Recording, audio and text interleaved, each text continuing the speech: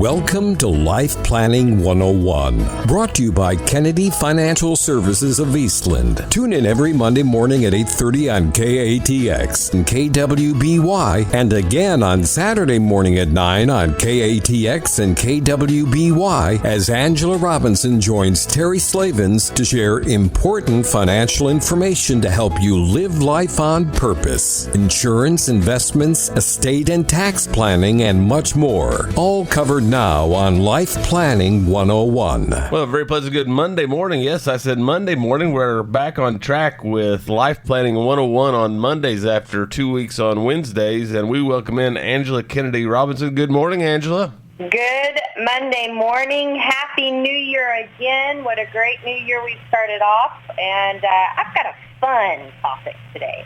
So I thought, you know what, we've talked about everything serious. We need to have a little fun in our life, right? Absolutely.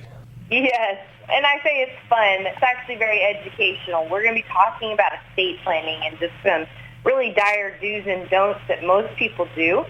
But we're going to do it from a little bit of a different angle. I occasionally get these different, articles and things in my newsletter of don't do what this celebrity did with their estate planning.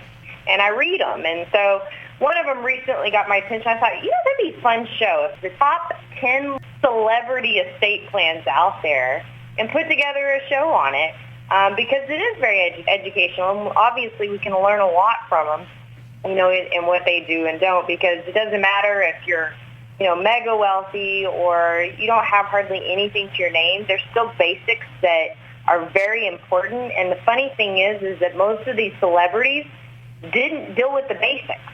They may have got the other stuff right, the hard stuff right, but they didn't deal with the basics, and that's where the faults came into play. So I've got a question today. Do you really want to die like a celebrity? And I know that sounds weird, but, we always say, do I want to be a celebrity, or I'd love to be a celebrity? Well, I don't know if you'd want to die like one, because all of their fame and money may be one thing, but they aren't so different from the rest of us, like I mentioned, when it comes to these estate planning blunders. And so what I've got is the top 10 lessons to be learned from celebrity estate plans gone bad. Celebrity estate plans gone bad. Yes. So I'll go ahead and give you one before the break. Okay. Number 10, both Aretha Franklin, and I guess this is a musician thing, Aretha Franklin and Prince died intestate. Okay? Now, intestate, what that means is that they didn't have wills, and their estates were subject to public probate. So when you don't have a will, and also their home state laws, but, when you don't have a will, what ends up happening is that you really do. The state has one for you. It's just treacherous on your family because you have to go through a public probate process, and you are subject to what the state says will happen to your estate. And you think about Aretha Franklin didn't have a will. So however her assets were going to be able to pass are subject to the state that she lived in when she died. Isn't that crazy? That is crazy. And although that's shocking, okay, they aren't alone. So what I said is, I wonder how many people actually do die intestate. So I started Googling it. And there is statistic after statistic that shows that there is about an estimated 60% of Americans don't have a will. 60%. That's a huge number. No wonder our courts stay so busy, right? And, if you want to talk about saving money and keeping money flowing in your family, do them a favor. Get a will, right? That's simple. It's not that hard to do. And especially in today's world, and I'm obviously not an attorney, so I'm not going to advocate for anything one way or another, but just get a will. This is the bottom line, right? Right. So, pretty simple stuff. When we come back, we've got 9 other celebrity estate plans gone bad, so to speak, that you're not going to want to miss, and you definitely will learn a little lesson or two.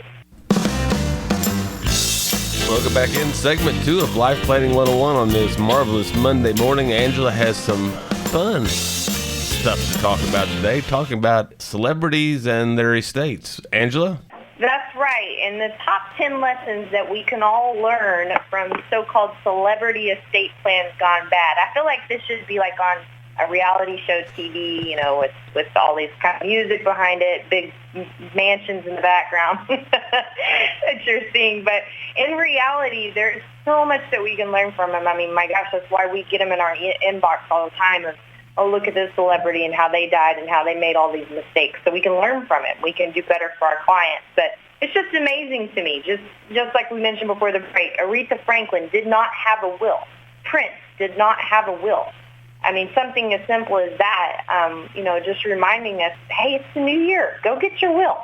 So number 9, we all remember Olympian Flojo, right? The track runner. Yes. Miss Griffith's twinner. She had a will, but she hid it. It was nowhere to be found. And because of that, her heirs spent 4 years probating her estate. You may be saying, well, that's just crazy. Why would she do that? A lot of people do it. A lot of people put their wills in, guess where the number 1 place is? Safety deposit boxes. Guess what gets locked down when you die? Your safety deposit box. That's exactly right. So you have to get a mandate from the court to even get that sucker open, and that can take forever to do that. So, a lot of people hide them and say, oh, I want to put them in a safe place. But they don't tell anyone where it is. We're real big with our clients and the families we work with to say, okay, where do you have these legal documents located? And we're going to put this in our file so we can help the survivors of that family when the time comes be able to locate those documents. And I know that sounds so silly and so simple, but it happens. It happens a lot. And think of the pain and all the extra expense that was unnecessary in her situation just because she didn't tell someone where she hid her will. That's crazy. Yes. Number 8, we all remember Whitney Houston.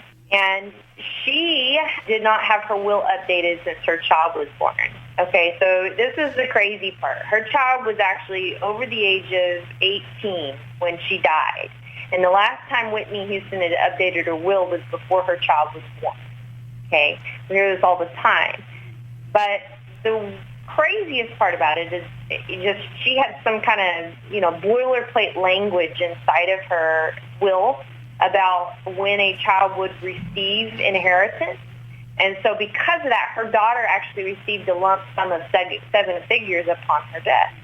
Now, I don't know about you, Terry, but I don't know many parents that are going to want their 18-year-old to have 7 figures of cash all at once. No, they're not ready for that.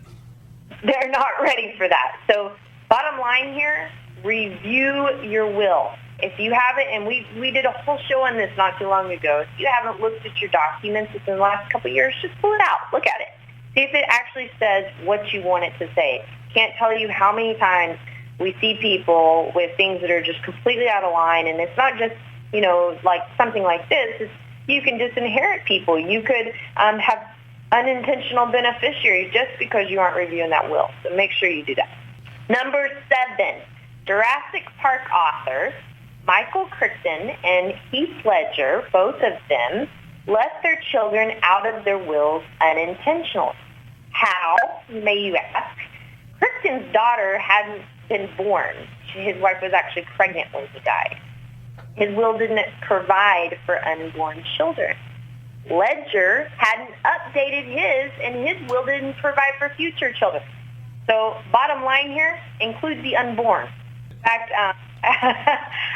we had our legal documents done a couple years ago, and I remember redoing them, and I remember saying, when I got the first draft, like, oh my gosh, we didn't provide, it just had our son Seeley in there. We did not provide for a future son, and we knew, we've been in the process of adoption for 5 years, so we knew we were trying to do this, but as simple as that, you might leave something off just because you forgot. So make sure, and it doesn't have to be your children, your grandchildren. Make sure you include the unborn that might be in your family, because the worst thing that you have happen is, much like, Jurassic Park author Michael Crichton, if someone's pregnant and they get left out just because it's been updated in time. Pretty simple. Number 6, and then we're going to go to break. Marilyn Monroe, right? Everybody knows who she is. Beautiful blonde in a white dress. Died in 1962. 1962.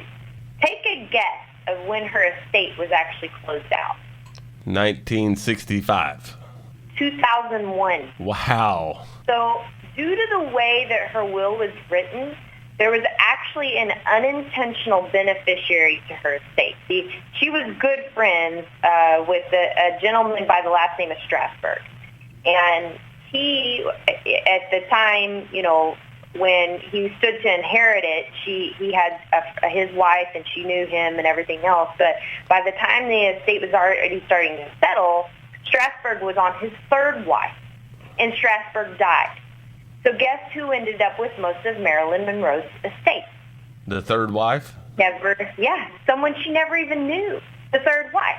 And it took till 2001 to pan it out. And you can actually look it up. Anna Strasberg, she sold most of Marilyn Monroe's possessions because she had no partiality to them. So be clear when you're doing your estate plan.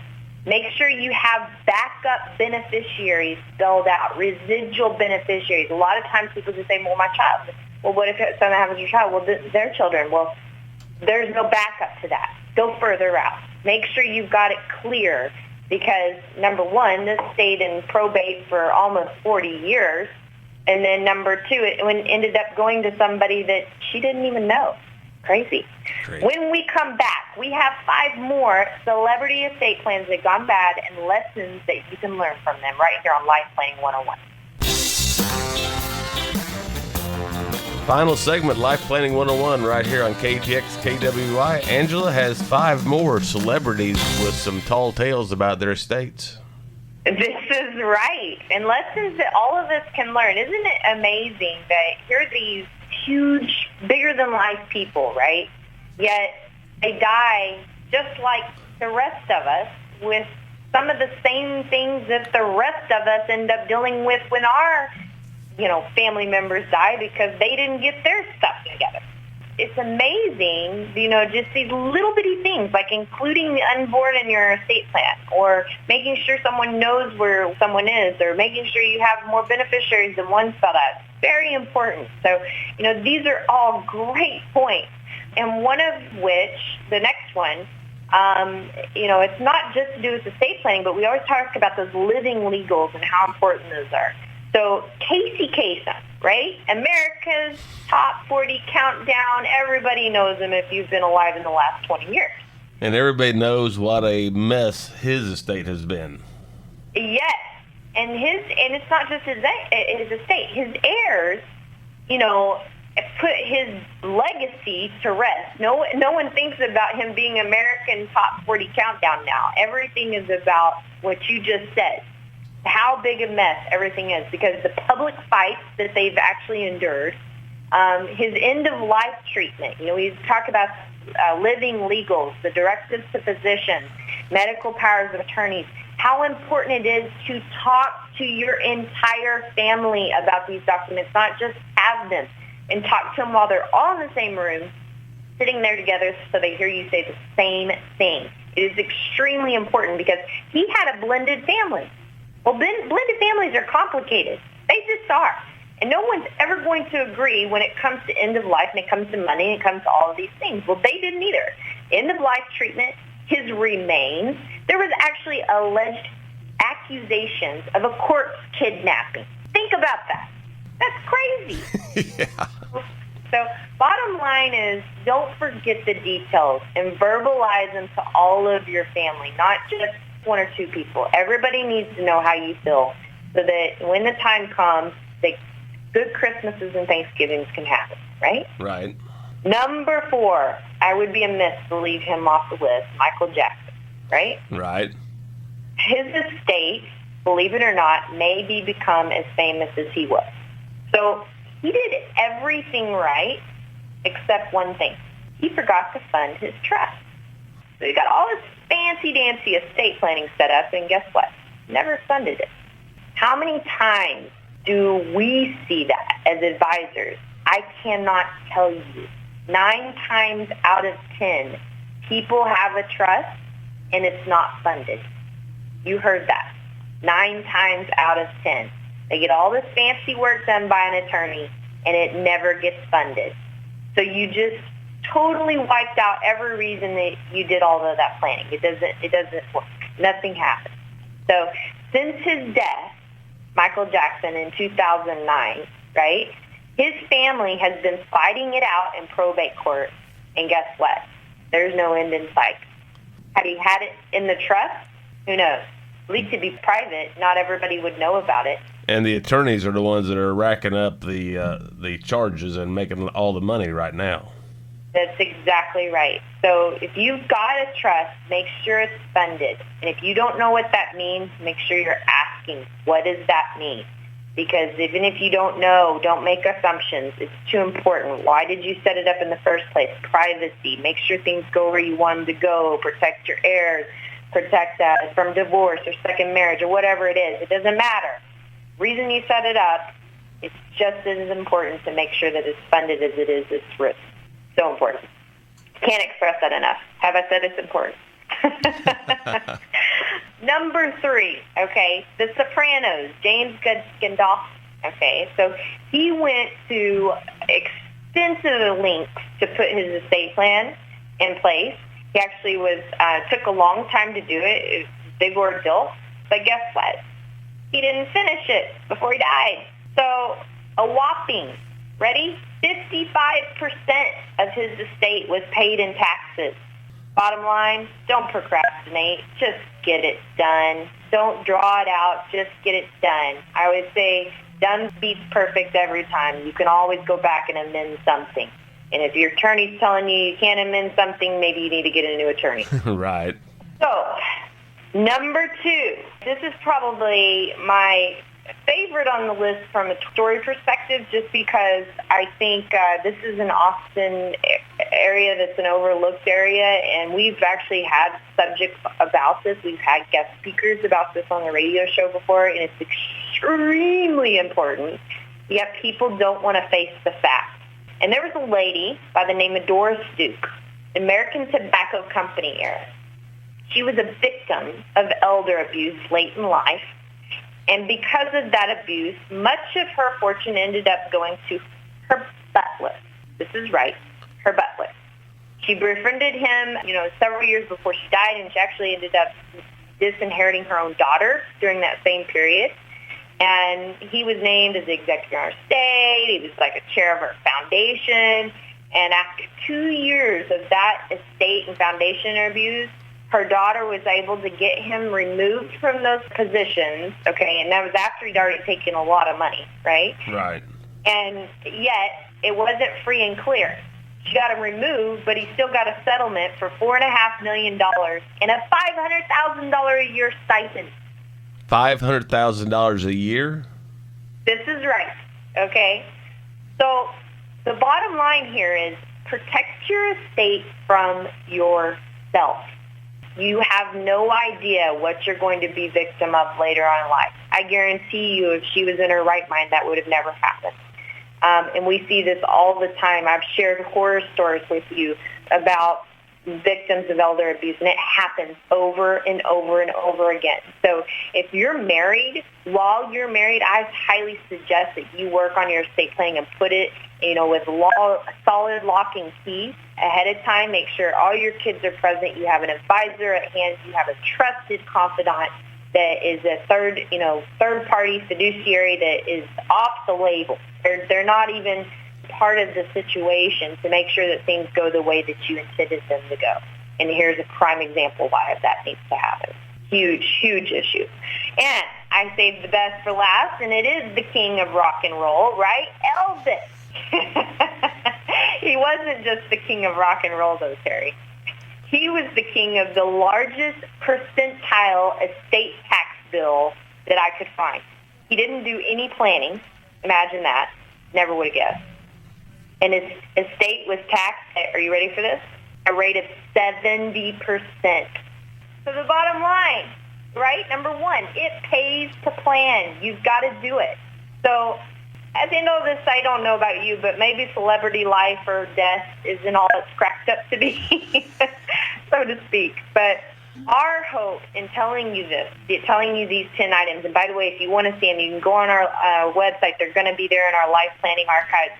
Kennedy-financial.com, is that you're going to learn something from them. It's going to prompt you to go back and relook at what you've done, or to get the ball rolling and just do something in regard to your estate planning so that your family isn't left with that kind of mess. And our hope is that you're going to use us at Kennedy Financial Services, abuse us at Kennedy Financial Services for what we know and the experiences that we've had, the education that we force ourselves into to make sure that this doesn't happen to the families that we work with.